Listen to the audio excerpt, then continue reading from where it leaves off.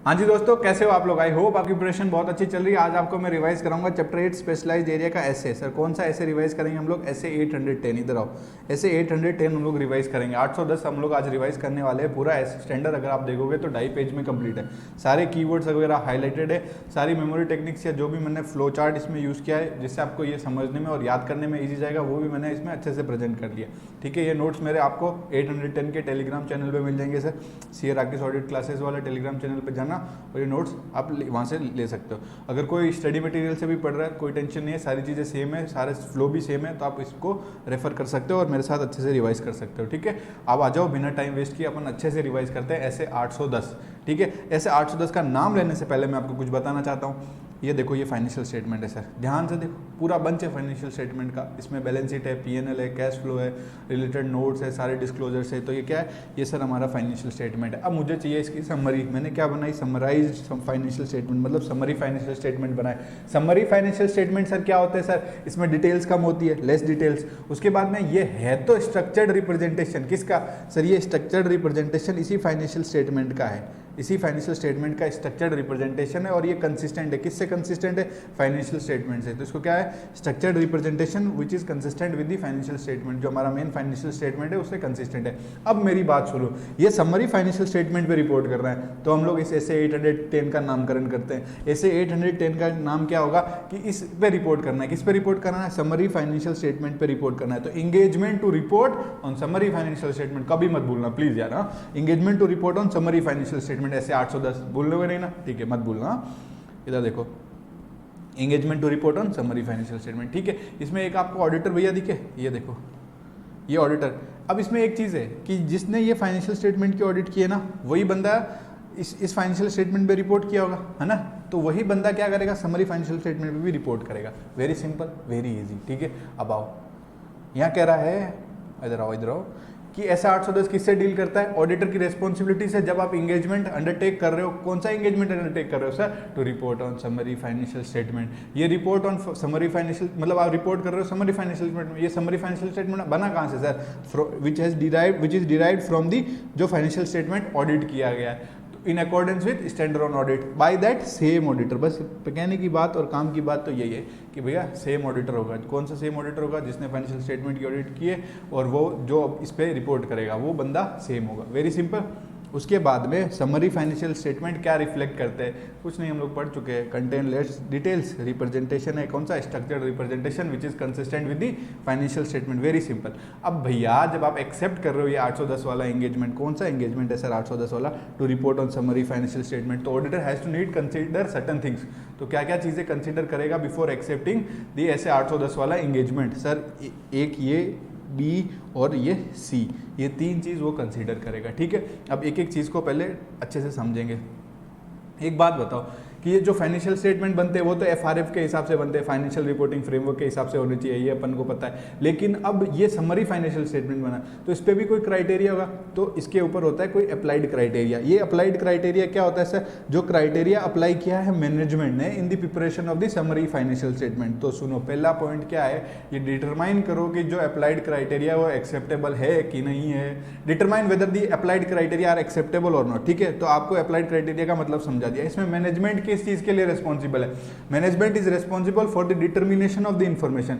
कि भैया ये हमारा कौन सा है सर? ये इसको ध्यान से देखो, ये क्या है? ये हमारा ऑडिटेड फाइनेंशियल स्टेटमेंट है। तो इसमें वो क्या करेगा? मैनेजमेंट किस चीज के लिए रिस्पॉन्सिबल है? मैनेजमेंट इस चीज के लिए रिस्पॉन्सिबल है कि वो डिटरमाइन करेगा इंफॉर्मेशन। क्या इन्फॉर्मेशन डिटरमाइन करेगा? कि कौन सी इन्फॉर्मेशन समरी फाइनेंशियल स्टेटमेंट में रिफ्लेक्ट होनी चाहिए। इसके लिए कौन रिस्पॉन्सिबल? मैनेजमेंट। कौन सी इन्फॉर्मेशन फाइनेंशियल स्टेटमेंट की रिफ्लेक्ट होनी चाहिए समरी फाइनेंशियल स्टेटमेंट में? Who is responsible? Management is responsible for the determination of information. कौन सी इन्फॉर्मेशन रिफ्लेक्ट होगी समरी फाइनेंशियल स्टेटमेंट में? इसके लिए मैनेजमेंट रिस्पॉन्सिबल है। तो भैया वो जो इन्फॉर्मेशन, कौन सी इन्फॉर्मेशन जो समरी फाइनेंशियल स्टेटमेंट में रिफ्लेक्ट हुई है ना, वो कंसिस्टेंट होनी चाहिए। किससे कंसिस्टेंट? यार वो ऑडिटेड फाइनेंशियल स्टेटमेंट से कंसिस्टेंट होनी चाहिए, और वो ऑडिटेड फाइनेंशियल स्टेटमेंट की क्या है, वो उसकी रिप्रेजेंट करता है fair summary, represent a fair summary of the audited financial statement. अब सुनो, वो कंसिस्टेंट भी होनी चाहिए और रिप्रेजेंट करनी चाहिए fair summary of the audited financial statement. Very simple. उसके बाद में सर एक बात बताओ, ये तो समरी है सर, हाँ सर समरी है, तो क्या ये बाइफर्केटेड इन्फॉर्मेशन करेगा? नहीं करेगा रे भाई, ये एग्रीगेटेड इन्फॉर्मेशन होगी सर, इसमें एग्रीगेटेड इन्फॉर्मेशन होगी। क्या ओ सर समझ में आया। उसके बाद एक बात बताओ, तो इसमें सारे डिस्क्लोजर होंगे क्या?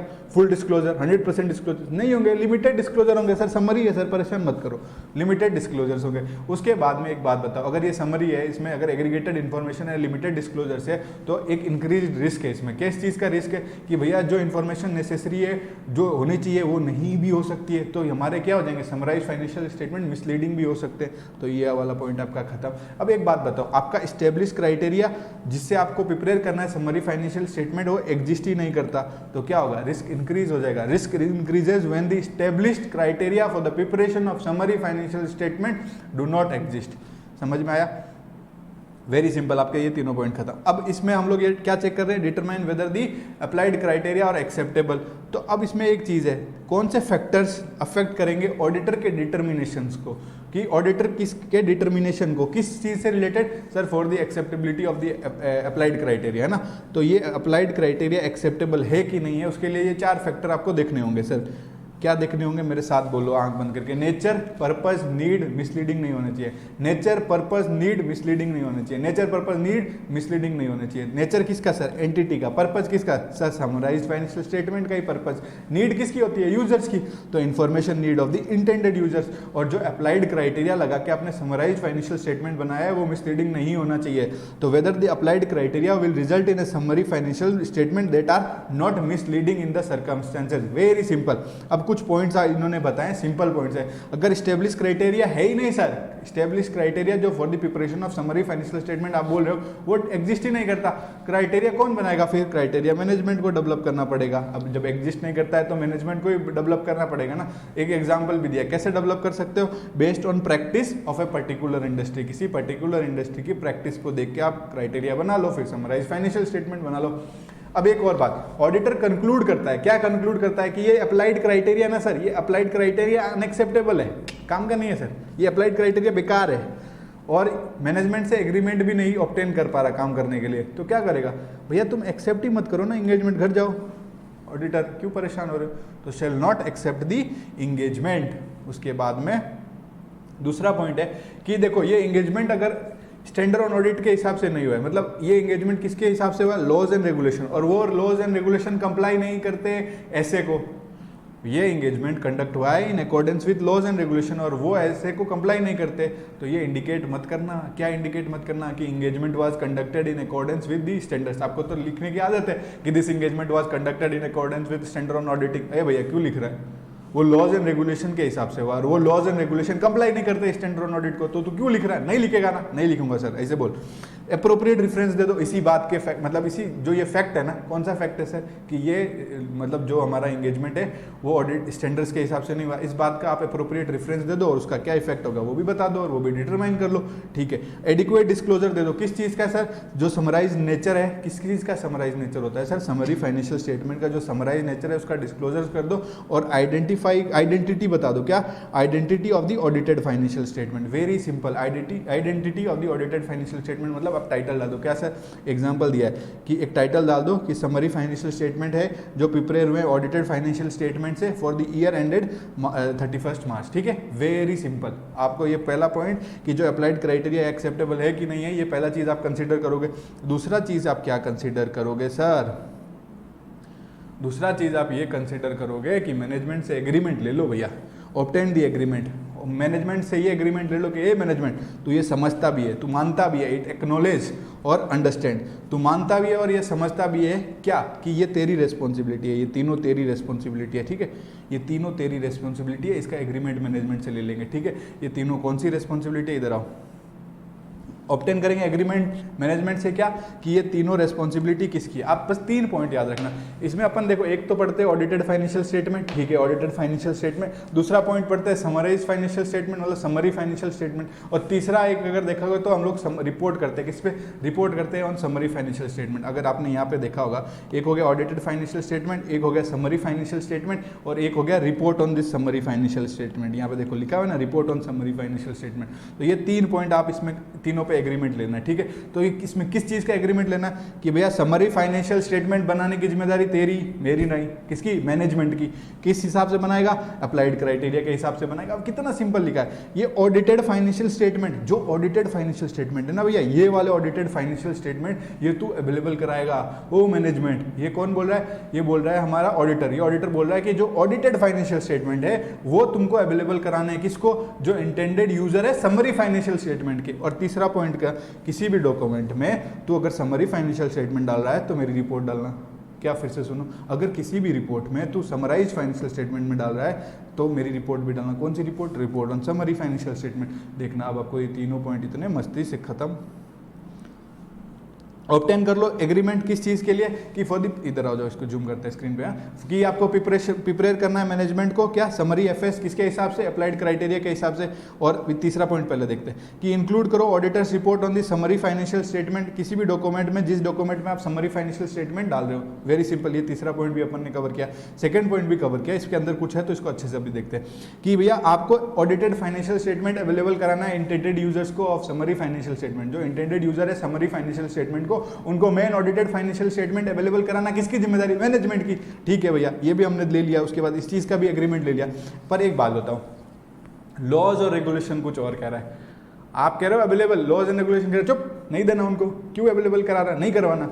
लॉज एंड रेगुलेशन प्रोवाइड करता है कि audited financial statement need not to be made available. नहीं करना यार अवेलेबल, क्यों दे रहे हैं उनको, नहीं देना audited financial statement. Summary financial statement क्यों बनाए, लॉज एंड रेगुलेशन में ही लिखा है कि मत दो, तो दोगे क्या, मैनेजमेंट से लिखवा भी लोगे क्या, एग्रीमेंट भी करवा लोगे क्या, नहीं करवा पाओगे सर, क्योंकि लॉज एंड रेगुलेशन ने मना किया है। तो क्या करो, जो समराइज फाइनेंशियल स्टेटमेंट है उसमें डिस्क्राइब कर दो।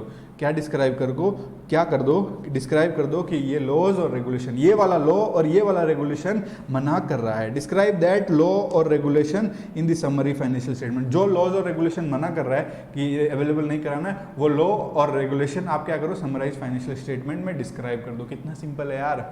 उसके बाद में देखो, ऑडिटर को इवेल्युएट करना पड़ता है। अब ये तो आपने कह दिया कि भैया मैनेजमेंट की रिस्पॉन्सिबिलिटी है, क्या, ये ऑडिटेड एफएस अवेलेबल कराए intended users of summary financial statement वालों को। पर ये इवेल्युएट करना किसकी जिम्मेदारी, ऑडिटर की। तो ऑडिटर जब इवेल्युएट करेगा कि ये अवेलेबल हो रहे हैं, तो ये 3 फैक्टर से अफेक्ट होगा इसका डिसीजन। इसका डिसीजन मतलब इसका इवेल्युएशन। ये 3 फैक्टर्स क्या है, वो चेक करेगा कि ये समरी फाइनेंशियल स्टेटमेंट एडिक्वेटली है, मतलब क्लियरली डिस्क्राइब कर रहा है। क्या डिस्क्राइब कर रहा है, हुम और वेयर, मतलब हुम मतलब किससे और वेयर मतलब कहाँ से। समरी फाइनेंशियल स्टेटमेंट में डिस्क्राइब किया हुआ है क्लियरली कि भैया तुमको यहाँ से मिल जाएगा और इस आदमी से मिल जाएगा, ठीक है। फ्रॉम हुम और फ्रॉम हुम फ्रॉम वेयर डिस्क्राइब किया हुआ है, बात खत्म। उसके बाद में ऑडिटेड एफएस पब्लिक रिकॉर्ड पर है, क्या मांग रहे हो भाई, ठीक है। उसके बाद मैनेजमेंट ने पूरा एक स्टेब्लिश प्रोसेस बना रखा है, उस प्रोसेस में आप आओ और अपना ऑब्टेन कर लो रेडी एक्सेस। क्या ready access, audited financial statement का। तो भी कोई पंगा नहीं, तो ऑडिटर कैसे इवेल्युएट करेगा, तो ये 3 फैक्टर्स देखेगा और ये उसको पता चल जाएगा। अगर भैया फाइनेंशियल स्टेटमेंट में क्लियरली डिस्क्लोज है तो किस बात का क्वेश्चन है ना, या फिर पब्लिक रिकॉर्ड पर है फिर भी समझ में। और मैनेजमेंट ने स्टेब्लिश प्रोसेस कर रखा है और वो प्रोसेस भी बता रखा है कि आप आओ और ऑब्टेन कर लो ready access of the audited financial statement. तो ऑडिटर को ये क्लियर हो जाएगा कि भैया मैनेजमेंट ने अपना काम किया है अच्छे से, कि जिससे उनको ऑडिटेड फाइनेंशियल स्टेटमेंट मिल जाए। Very simple, very easy. तीसरा किस चीज़ पे, मैनेजमेंट और ऑडिटर एग्री कर लेंगे। पहले आप एग्री कर लो, किससे एग्री कर लो, मैनेजमेंट से। भैया आप जाना उनको बताना, देखो कि ये फॉर्म ऑफ ओपिनियन होते हैं, ये फॉर्म ऑफ ओपिनियन होते हैं जो मैं एक्सप्रेस कर सकता हूँ समरी फाइनेंशियल स्टेटमेंट में। मैं बोलूँगा देखो आपने अच्छा काम किया है, ठीक है, कोई दिक्कत नहीं है, तो मैं अनमोडिफाइड दे दूंगा। फिर अगर मुझे लगा कि समराइज फाइनेंशियल स्टेटमेंट में गड़बड़ है तो मैं मॉडिफाइड ओपिनियन दे दूंगा। मॉडिफाइड में भी उनको आपने बता दिया, मैं एडवर्स दे सकता हूँ, डिस्क्लेमर दे सकता हूँ, है ना, सारा आपने उसको पूरा एक्सप्लेन कर दिया, ठीक है। तो आप क्या कर सकते हो, पहले ही एग्री कर लो। किस चीज़ के लिए, agree with the management on the form of opinion जो आप एक्सप्रेस कर सकोगे समराइज फाइनेंशियल स्टेटमेंट में। Very simple, very easy. अब आओ,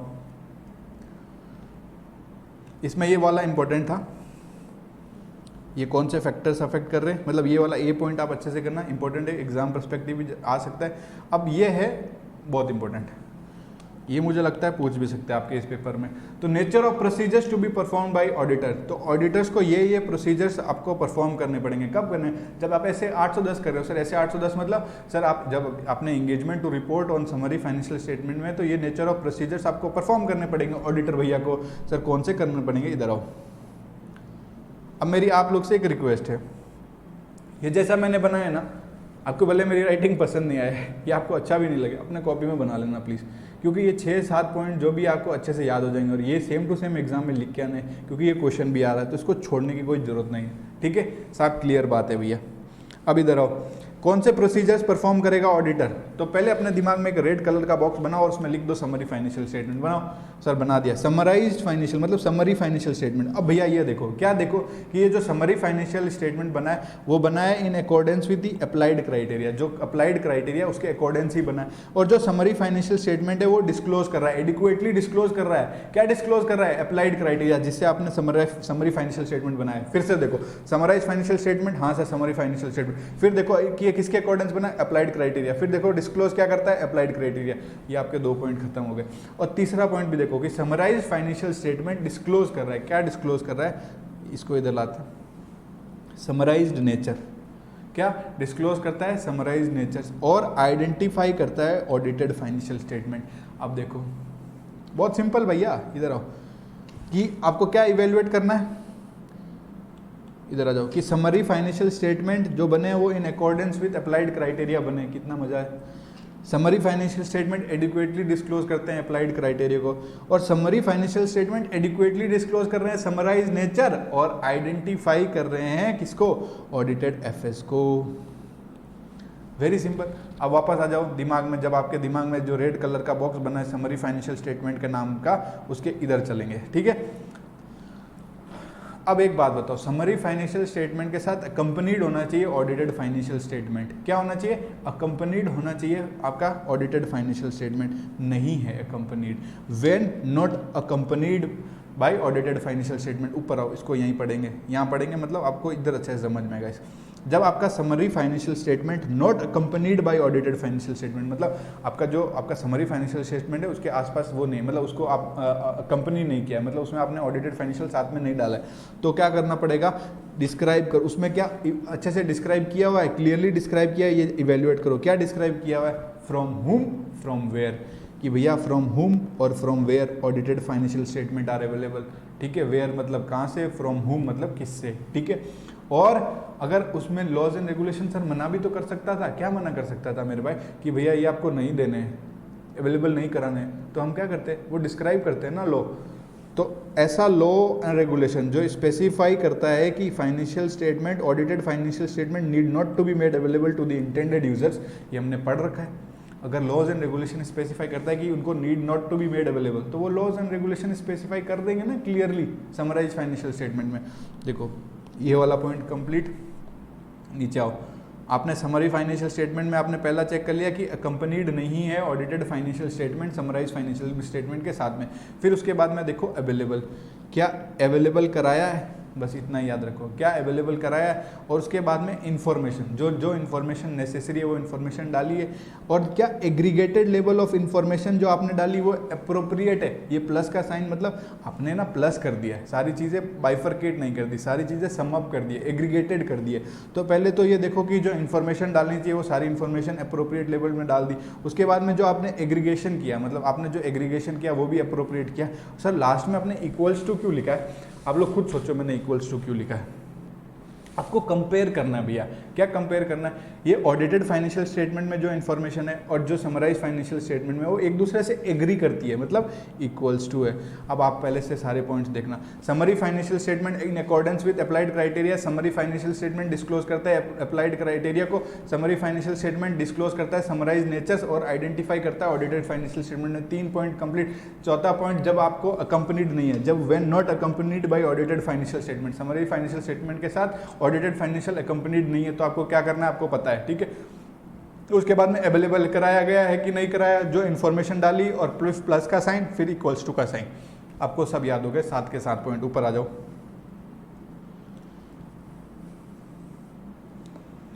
फिर इवेल्युएट करो जो ऑडिटेड फाइनेंशियल स्टेटमेंट है वो अवेलेबल कराए हैं इंटेंडेड यूजर्स को विदाउट एनी अनड्यू डिफिकल्टी। कितनी बार बोलेंगे सर, समझ गए। फिर आप ये चेक करो कि समरी फाइनेंशियल कंटेन करते हैं जो इन्फॉर्मेशन नेसेसरी है और अप्रोप्रिएट लेवल ऑफ एग्रीगेशन किया गया है, वेरी सिंपल। और आप कंपेयर कर लो, क्या कंपेयर कर लो, जो समरी फाइनेंशियल स्टेटमेंट है और रिलेटेड समरी फाइनेंशियल स्टेटमेंट को with related information of in the audited financial statement. मतलब सिंपल है, ये समरी फाइनेंशियल स्टेटमेंट और ऑडिटेड फाइनेंशियल स्टेटमेंट को कंपेयर कर लो और देख लो ये एग्री करता है कि नहीं करता है। Very simple, very easy. ये nature of procedures to be performed, अगर क्वेश्चन आए तो 7 पॉइंट है और 7 के पॉइंट ऐसे कैसे लिख के आना, ठीक है। इसीलिए मैंने ये इतना आपको इसमें टाइम लगा के याद कराया, ठीक है। अब आ जाओ सर, फॉर्म ऑफ ओपिनियन देना है। फॉर्म ऑफ ओपिनियन बहुत सिंपल है। मैंने आप लोग को एक चीज़ बताई थी कि ये समरी फाइनेंशियल स्टेटमेंट कंसिस्टेंट होने चाहिए। क्या होने चाहिए? समरी फाइनेंशियल स्टेटमेंट कंसिस्टेंट होने चाहिए। किससे? ऑडिटेड फाइनेंशियल स्टेटमेंट से, ठीक है। और समरी फाइनेंशियल स्टेटमेंट क्या है? फेयर समरी है। किसकी फेयर समरी है? ऑडिटेड फाइनेंशियल स्टेटमेंट की समरी है, ठीक है। तो आप अनमोडिफाइड ओपिनियन दे दो। कब दे दोगे अनमोडिफाइड ओपिनियन? जब आप ये कंक्लूड करते हो कि समरी फाइनेंशियल स्टेटमेंट कंसिस्टेंट है किससे? ऑडिटेड फाइनेंशियल स्टेटमेंट से, या फिर समरी फाइनेंशियल स्टेटमेंट रिप्रेजेंट करता है फेयर समरी से, तो आपका अनमोडिफाइड ओपिनियन चला जाएगा। अब सुनो मेरी बात, लॉ और रेगुलेशन फिर कुछ और प्रिस्क्राइब करता है कि भैया ये वाला वर्डिंग दो जो मैं बोल रहा हूँ। ये ऊपर जो वर्डिंग दिया, ये वर्डिंग देने की कोई जरूरत नहीं है। मैं बोल रहा हूँ, मैं कानून, मैं लॉज, मैं रेगुलेशन, मैं बोल रहा हूँ ये वाली वर्डिंग दो आप ओपिनियन में। तो वो वर्डिंग ऑफ ओपिनियन डिफरेंट है, जो हमने ऊपर पढ़ी उससे डिफरेंट है फ्रॉम दोज डिस्क्राइब्ड अबव। तो ऑडिटर क्या करेगा? सर ऑडिटर कर पहले तो अपना प्रोसीजर्स जो किया है वो तो करेगा ही करेगा ना। ये सारे प्रोसीजर्स जो हमने पढ़े, ये सारे के सातों के सारे हम लोग जो प्रोसीजर्स पढ़े वो अप्लाई करेगा। Apply the procedures which are discussed earlier. और सर उससे भी नहीं हुआ तो मैं क्या करूँ? और प्रोसीजर परफॉर्म कर, एनी फर्दर प्रोसीजर जो तुझे नेसेसरी लगता है परफॉर्म कर, अप्लाई कर, और क्या करेगा? प्रिस्क्राइब्ड ओपिनियन एक्सप्रेस कर। सिंपल है ना। उसके बाद इधर देखो, इवेल्युएट करो। ऑडिटर क्या इवेल्युएट करेगा कि जो यूजर्स है समरी फाइनेंशियल स्टेटमेंट को, उनको मिसअंडरस्टैंड हो सकता है ऑडिटर का ओपिनियन। सर मिसअंडरस्टैंडिंग है, समझता ही नहीं है वो, मतलब समझता नहीं, वो मिसअंडरस्टैंड कर लेगा। तो क्या इवेल्युएट किया? The user of the summary financial statement might misunderstand the auditor opinion, मतलब मिसअंडरस्टैंड कर लेगा ऑडिटर ओपिनियन को। तो क्या करोगे? अगर कोई भी मिसअंडरस्टैंड करता है तो आप क्या कर दोगे? एडिशनल एक्सप्लेनेशन दे दोगे, ठीक है सर। तो क्या एडिशनल एक्सप्लेनेशन दी गई है रिपोर्ट में? उसके बाद में सर एडिशनल एक्सप्लेनेशन से भी नहीं समझेंगे ये लोग।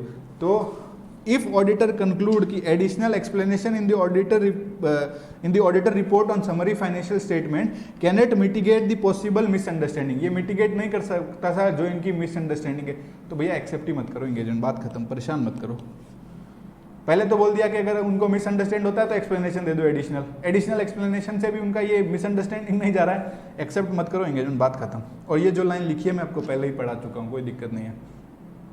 अब रिपोर्टिंग डिस्कस करते हैं sir. Auditor report on summary financial statement. तो एलिमेंट्स क्या क्या होंगे रिपोर्ट में? Title, very simple, addressee. अब एक बात बताता हूं मैं अगर आपको कि एड्रेसी में अगर एक चीज अलग क्या है, अलग ये है इस वाले पॉइंट में कि एक ऑडिटर फाइनेंशियल स्टेटमेंट की रिपोर्ट है, जो फाइनेंशियल स्टेटमेंट है उसकी रिपोर्ट है, और जो समरी फाइनेंशियल स्टेटमेंट की उसकी रिपोर्ट है। दोनों में रिपोर्ट में एड्रेसी अलग है, मतलब नॉट सेम है, अलग अलग है। तो ऑडिटर को क्या करना पड़ेगा? इवेल्युएट करना पड़ेगा appropriateness of using different addressee. भैया तुम डिफरेंट एड्रेसी यूज कर रहे हो, वो अप्रोप्रिएट है कि नहीं है, उसको इवेल्युएट करो।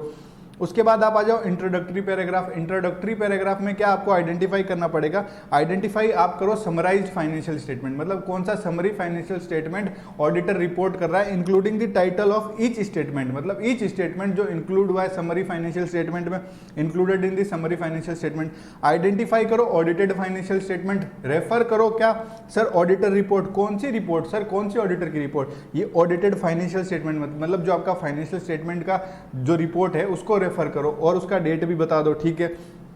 ये वाला पॉइंट या नीचे आओ।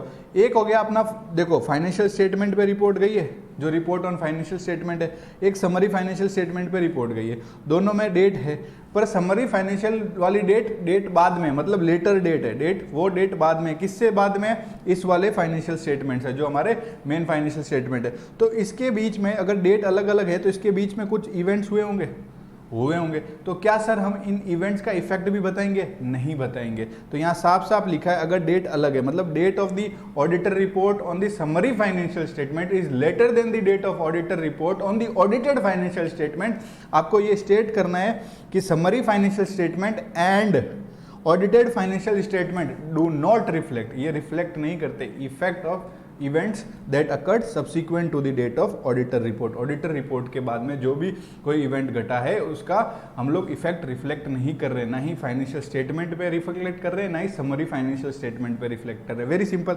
एक स्टेटमेंट और डाल दो और बोलो कि summary financial statement does not contain all the disclosure. सारे डिस्क्लोजर नहीं कंटेन करता भाई, समरी है। और समरी फाइनेंशियल स्टेटमेंट को सब्स्टिट्यूट मत मान लेना, जिसको आपको पूरा फाइनेंशियल स्टेटमेंट पढ़ना है वो पूरा फाइनेंशियल स्टेटमेंट देखो, ये समरी है बस, सब्स्टिट्यूट नहीं है, ठीक है। Summary financial statement is not substitute, very simple. अब ये देखो डिस्क्रिप्शन किस चीज का देंगे? मैनेजमेंट के रेस्पॉन्सिबिलिटी का। मैनेजमेंट की क्या रेस्पॉन्सिबिलिटी है कि भैया प्रिपेयर करो summary financial statement in accordance with the applied criteria, very simple. उसके बाद एक स्टेटमेंट और देंगे, एक स्टेटमेंट और क्या देंगे कि ऑडिटर रेस्पॉन्सिबल है। ऑडिटर किस चीज के लिए रेस्पॉन्सिबल है? For expressing an opinion. किस बात का ओपिनियन सर? कि समरी फाइनेंशियल स्टेटमेंट पे अपना ओपिनियन एक्सप्रेस करो, वेरी सिंपल। और एफ वाला पॉइंट देखो, पैराग्राफ। एक पैराग्राफ में क्या डालोगे? ये एक पैराग्राफ उसमें जिसमें आप अपना ओपिनियन एक्सप्रेस कर दो। उसके बाद ऑडिटर सिग्नेचर करेगा, डेट डाल देगा रिपोर्ट की और प्लेस ऑफ सिग्नेचर भी लिख देगा, वेरी सिंपल, वेरी इजी, ठीक है दोस्तों। अब इधर आओ, मॉडिफिकेशन टू दी ओपिनियन पढ़ते हैं, ठीक है। मॉडिफिकेशन टू दी ओपिनियन में मैं आपको पहले बताना चाहता हूँ मॉडिफाइड ओपिनियन कब जाएगा। मैंने आपको पहले ही पढ़ाया है कि अनमॉडिफाइड ओपिनियन कब जाएगा, इधर पढ़ाया है कि समरी फाइनेंशियल स्टेटमेंट कंसिस्टेंट है। किससे कंसिस्टेंट है? ऑडिटेड फाइनेंशियल स्टेटमेंट से। और summary financial statement fair summary है, किसकी? ऑडिटेड फाइनेंशियल स्टेटमेंट की। अगर मैं कह दूं ये दो कंडीशन थी तो अपन, मतलब दोनों में से एक भी कंडीशन फुलफिल हो रही थी तो अपन ने क्या किया था? अनमोडिफाइड ओपिनियन दिया था। मैं यहाँ कह दूं नॉट कंसिस्टेंट है, या फिर मैं कह दूं कि ये नॉट फेयर समरी है, तो क्या मैं मॉडिफाइड ओपिनियन दे सकता हूँ? हाँ जी सर, आप मॉडिफाइड ओपिनियन दे सकते हो। बस इसमें डिफरेंस क्या है सर? इधर आओ, एक सेकेंड, स्क्रीन गई, कोई दिक्कत नहीं, नीचे आओ। क्या लिखा है? नॉट कंसिस्टेंट है और ना ही फेयर समरी है ऑडिटेड फाइनेंशियल स्टेटमेंट की। आप मॉडिफाइड ओपिनियन दे दो समरी फाइनेंशियल स्टेटमेंट में, कितना सिंपल है। अब उसके बाद दो बातें अलग से कही है, ये आपको डरने की कोई जरूरत नहीं है, बहुत सिंपल सी बात है, ठीक है।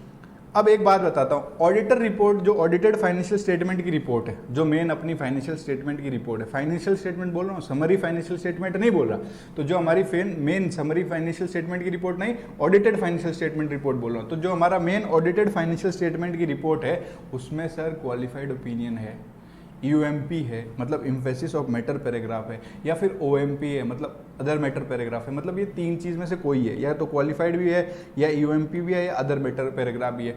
बट भैया जब मैंने समरी फाइनेंशियल स्टेटमेंट बनाया, मैं मतलब कौन? ऑडिटर ने जब समरी फाइनेंशियल स्टेटमेंट बनाया वो सेटिस्फाइड है कि ये फाइनेंशियल स्टेटमेंट कंसिस्टेंट है किससे? ऑडिटेड फाइनेंशियल स्टेटमेंट से, और ये फेयर समरी है ऑडिटेड फाइनेंशियल स्टेटमेंट की। तो जब तुम ये रिपोर्ट बना रहे हो, कौन सी रिपोर्ट? समरी फाइनेंशियल स्टेटमेंट वाली रिपोर्ट बना रहे हो, तो एक काम करना, क्या करना कि भैया वहाँ पे क्या था? ऑडिटेड फाइनेंशियल स्टेटमेंट में क्वालिफाइड ओपिनियन था, हाँ सर था, वहाँ पे यूएमपी था, ओएमपी था, तो यहाँ पे भी बोल दे ना, रेफर कर दे, मतलब बोल दे, स्टेट कर दो। क्या स्टेट कर दोगे? इस ऑडिटर रिपोर्ट में हम ये स्टेट कर देंगे कि auditor report on the audited financial statement contain a qualified opinion. बता रहे हैं, बस स्टेट कर रहे हैं। क्या स्टेट कर रहे हैं? कि भैया जो ऑडिटेड फाइनेंशियल स्टेटमेंट की रिपोर्ट है उसमें क्वालिफाइड ओपिनियन था, उसमें यूएमपी भी था, उसमें ओएमपी भी था, तो बताया ही तो है, टेंशन क्यों ले रहे हो। अब दूसरा डिस्क्राइब, डिस्क्राइब क्या कर दो? बेसिस फॉर क्वालिफाइड ओपिनियन, बता दो ये क्वालिफाइड ओपिनियन का बेसिस क्या था, और कोई इफेक्ट हमारे समरी फाइनेंशियल स्टेटमेंट में पड़ रहा है उसका, तो वो इफेक्ट भी डिस्क्राइब कर दो, वेरी सिंपल। अब सर जो ऑडिटर रिपोर्ट है ना, ऑडिटेड फाइनेंशियल स्टेटमेंट वाली, बड़ी वाली जो ऑडिटेड फाइनेंशियल स्टेटमेंट, ये वाला फाइनेंशियल स्टेटमेंट बोल रहा हूँ, इस फाइनेंशियल स्टेटमेंट में क्या है सर? एडवर्स ओपिनियन है, डिस्क्लेमर ऑफ ओपिनियन है। तो जब मैं ये वाली समरी रिपोर्ट बना रहा हूँ तो मैं फिर से बोल दूंगा भैया उसमें ना, उस वाली रिपोर्ट में, ऑडिटेड फाइनेंशियल वाली रिपोर्ट में क्या था? एडवर्स ओपिनियन था, उसमें डिस्क्लेमर ऑफ ओपिनियन था। कितना सिंपल है, डिस्क्राइब कर दूंगा बेसिस क्या है फॉर एडवर्स ओपिनियन और डिस्क्लेमर ऑफ ओपिनियन। ओ भैया उसमें तो एडवर्स ठीक था, उसमें डिस्क्लेमर भी था, अब ओपिनियन भी दे दो, नहीं दूंगा। अरे दे, ओपिनियन देने के लिए तो पैसे दिए तेरे को, नहीं दूंगा। क्यों? क्या लिखूंगा मैं उसमें? मैं कहूँगा स्टेट कर दूंगा क्या? As a result of adverse opinion और डिस्क्लेमर ऑफ ओपिनियन, भैया उसमें as a result of adverse opinion और disclaimer of opinion in the audited financial statement it is inappropriate to express a opinion on the summary financial statement. Summary financial statement पे appropriate मतलब opinion देना inappropriate है। Very simple, ये आप यहाँ पे cover, ठीक है। और मॉडिफाइड ओपिनियन में आपको समझा चुका हूँ, ठीक है सर। रिस्ट्रिक्शन डाल देंगे और उनको अलर्ट कर देंगे, ठीक है। अब भैया एक बात बताता हूँ, बहुत सिंपल है, इसको पढ़ने की भी जरूरत नहीं। अब आप अगर वो बना रहे हो, समरी फाइनेंशियल स्टेटमेंट बना रहे हो, इंटेंडेड यूजर्स के लिए बना रहे हो, तो आप अलर्ट कर दो कि भैया ये इन इंटेंडेड यूजर्स के लिए है और आप इसको और किसी अदर पर्पज़ के लिए यूज़ मत करो, ठीक है। तो अलर्ट कर देंगे और रिस्ट्रिक्ट कर देंगे। अब एक बात सुनो, कंपेरेटिव्स। कंपेरेटिव्स का मतलब आप लोग को पता है, corresponding figures, comparative financial information, जो हम लोग ऐसे 710 में पढ़ के आए हैं, ठीक है। नहीं याद है तो कोई नहीं, 700 पढ़ लेना वापस से, सीरीज 710 पढ़ लेना। अब सुनो, अब अगर ऑडिटेड फाइनेंशियल स्टेटमेंट, मतलब जो हमारा ऑडिटेड फाइनेंशियल स्टेटमेंट है ना भैया, उसमें कंपेरेटिव है, पर ये समरी फाइनेंशियल स्टेटमेंट देखो मैंने इसको पूरा रेड कर दिया। क्यों रेड कर दिया? क्योंकि उसमें नहीं है भैया, क्या नहीं है? कंपेरेटिव्स नहीं है। तो सुनो, ऑडिटेड फाइनेंशियल स्टेटमेंट में कंपेरेटिव है, समरी फाइनेंशियल स्टेटमेंट में कंपेरेटिव नहीं है। तो क्या हुआ है यहाँ पे? कुछ चीज़ नहीं है तो मतलब कुछ चीज़ ओमिशन हुआ है। तो ये चेक करो कि ओमिशन रीजनेबल है क्या। ऑडिटर ये डिटरमाइन करेगा क्या ये ओमिशन रीजनेबल है, और अगर उसने डिटरमाइन कर लिया कि ये ओमिशन रीजनेबल नहीं है, मतलब अनरीजनेबल ओमिशन है, तो उसका इफेक्ट क्या है? Effect of unreasonable omission. कितना सिंपल है भाई, इतना ही लिखना है सर। समरी फाइनेंशियल स्टेटमेंट में और ऑडिटेड फाइनेंशियल स्टेटमेंट का अपन ने ये पढ़ लिया। अब एक बात और सुनो, ऑडिटेड फाइनेंशियल स्टेटमेंट में कंपेरेटिव्स है, ठीक है, और समरी फाइनेंशियल स्टेटमेंट में भी है सर। अब की बात तो दोनों में कंपेरेटिव्स है। ऐसे 710 के जो मैटर्स है, जो कंटेंट कवर किया है, वो सारे मैटर्स 710 वाले यहाँ पे हैं, वो चेक कर लो, बात खत्म। सर अब दो चीज़ पढ़नी है, ये दो चीज़ और फिर अपना स्टैंडर्ड लगभग खत्म ही है, टेंशन मत लो। Unaudited supplementary information, unaudited supplementary information आपने प्रेजेंट कर दिया है सप्लीमेंट्री समरी फाइनेंशियल स्टेटमेंट के साथ। भैया आपका ये समरी फाइनेंशियल स्टेटमेंट है, इसके साथ आपने चिपका दिया है अनऑडिटेड कोई एक सप्लीमेंट्री इंफॉर्मेशन। जो सप्लीमेंट्री इंफॉर्मेशन आपने डाली है, किसने डाली है? मैनेजमेंट ने डाली होगी। तो इवेल्युएट करो ये अनऑडिटेड सप्लीमेंट्री इंफॉर्मेशन जो आपने समरी फाइनेंशियल स्टेटमेंट के साथ डाली है, वो क्लियरली डिफरेंशिएटेड है। क्लियरली डिफरेंशिएटेड मतलब अलग से बताया है, उसमें अलग से दिखाया है, क्लियरली डिफरेंशिएटेड है? सर नहीं है। उसने ऑडिटर ने चेक किया और उसको पता चला कि ये क्लियरली डिफरेंशिएटेड नहीं है। तो मैनेजमेंट के पास जाना और मैनेजमेंट को बोलना, हो मैनेजमेंट इसका प्रेजेंटेशन चेंज करो, ask the management to change the presentation. Management नहीं माना, management refuses. Auditor shall explain in his summary report, in the जो समरी वाली रिपोर्ट बना रहा है उसमें वो एक्सप्लेन करेगा। क्या एक्सप्लेन करेगा? That such information is not covered by that report. ये मेरे रिपोर्ट में कवर्ड नहीं है भैया, अनऑडिटेड सप्लीमेंट्री इंफॉर्मेशन, ठीक है। अब ये तो ठीक था सर। अब एक डॉक्यूमेंट में हमारा समरी फाइनेंशियल स्टेटमेंट इन्होंने डाला, तो अच्छी बात है, उसमें अदर इन्फॉर्मेशन भी है, मतलब other information in a document which is containing our supplementary financial statement. वो सप्लीमेंट्री फाइनेंशियल स्टेटमेंट डाला, उसके साथ इन्होंने अगली बार अदर इन्फॉर्मेशन चिपका दी। कोई नहीं, अदर इन्फॉर्मेशन को रीड करेंगे और देखेंगे क्या वो कंसिस्टेंट है हमारे समरी फाइनेंशियल स्टेटमेंट में, मतलब उसमें चेक करेंगे क्या कोई मटेरियल इनकंसिस्टेंसी है। और ऑडिटर ने आइडेंटिफाई कर लिया कि कुछ मटेरियल इनकंसिस्टेंसी है, तो ये डिटरमाइन करो क्या इसको रिवाइज करना पड़ेगा भाई। तो उसने को ये भी पता चल गया उसको कि रिवाइज भी करना पड़ेगा। तो क्या करेगा? मैनेजमेंट से जाके discuss the matter with the management. कितना सिंपल है। अब आओ, अब last auditor association. Auditor association मतलब अब इधर देखो, ऑडिटर एसोसिएशन और इसका ये जो सब्सिक्वेंट इवेंट वाला ही है, ये मैंने आपको कवर करा दिया है। बस इसको देखते हैं, इसको रब कर देता हूँ मैं, एक सेकेंड, ये साइड में ना, एक सेकेंड भाई।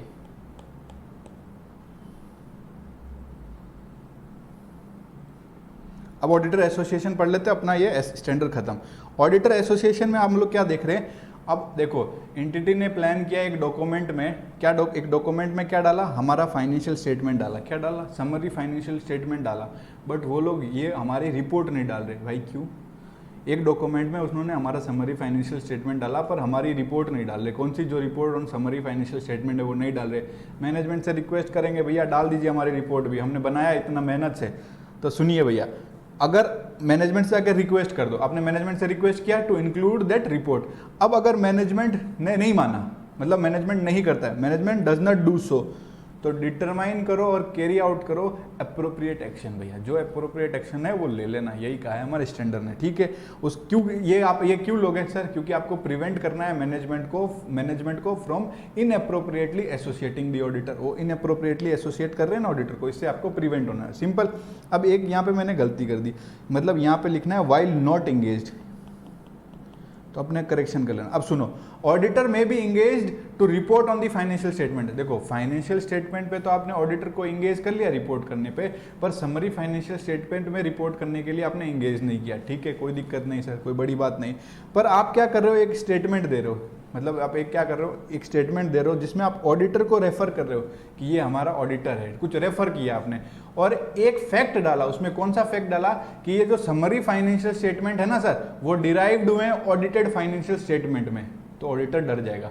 ऑडिटर को ये देखना पड़ेगा कि भाई, ऑडिटर को ये सेटिस्फाई करना पड़ेगा कि भैया इन्होंने जो रेफरेंस दिया है, क्या किस चीज़ का रेफरेंस जो दिया है ऑडिटर का, वो किस कंटेक्स्ट में होना चाहिए, वो बस ऑडिटेड फाइनेंशियल स्टेटमेंट के कंटेक्स्ट में होना चाहिए। क्यों? क्योंकि मैंने समरी फाइनेंशियल स्टेटमेंट तो ऑडिट तो की नहीं है। देखो यहाँ मैंने साफ साफ पढ़ा ना कि भैया मैंने क्या किया है, एक सेकेंड, मैंने क्या किया, फाइनेंशियल स्टेटमेंट पे रिपोर्ट किया है, पर not engaged in the report of summary financial statement. मैंने समरी फाइनेंशियल स्टेटमेंट पे रिपोर्ट नहीं किया। इस केस में फिर क्या किया, एंटिटी ने एक डॉक्यूमेंट लिया या एक स्टेटमेंट डाला, उसमें उसने क्या किया, उसने ऑडिटर को रेफर किया और एक फैक्ट डाल दिया। एक फैक्ट क्या डाल दिया, ये कह रहा है कि समरी फाइनेंशियल स्टेटमेंट डिराइव हुआ है ऑडिटेड फाइनेंशियल स्टेटमेंट में। तो ऑडिट भागा जाएगा, वो स्टेटमेंट देखेगा और उसमें ये देखेगा कि रेफरेंस जो दिया है इन्होंने, रेफरेंस जो ऑडिटर का दिया इन्होंने, ये बस ऑडिटेड फाइनेंशियल स्टेटमेंट के रिलेटेड ही होना चाहिए और किसी के रिलेटेड नहीं होना चाहिए। मतलब reference to the auditor is made in the context of the auditor report on the audited financial statement. भैया ऑडिटेड फाइनेंशियल स्टेटमेंट के कंटेक्स्ट में रेफरेंस दो, बस सिंपल सी बात। अब अगर ये एक चीज और चेक करेगा, क्या चेक करेगा कि जो ये स्टेटमेंट दिया है मैनेजमेंट ने, वो ऐसा तो इंप्रेशन नहीं दे रहा है ना कि ऑडिटर ने रिपोर्ट किया समरी फाइनेंशियल स्टेटमेंट में, does not give the impression that the auditor has reported on the summary financial statement. अब इफ ए और बी आर नॉट मेट, मतलब ये भी नहीं मैट है, ये भी नहीं है, तो हम वही करेंगे, management request to change the statement, या फिर नॉट टू रिफर। पहले तो बोलेंगे चेंज कर दे भाई, क्यों लिख रहा है, फिर बोलेंगे मत कर refer, not to refer to the auditor in the document, क्यों मेरे को रेफर कर रहा है, मत कर। तो अल्टरनेटिवली मैनेजमेंट क्या कर सकते हैं, समरी फाइनेंशियल स्टेटमेंट पे रिपोर्ट करवा ले और फिर डाल जिधर डालना, कोई दिक्कत नहीं, फिर रिपोर्ट भी डाल, कोई टेंशन नहीं, ठीक है।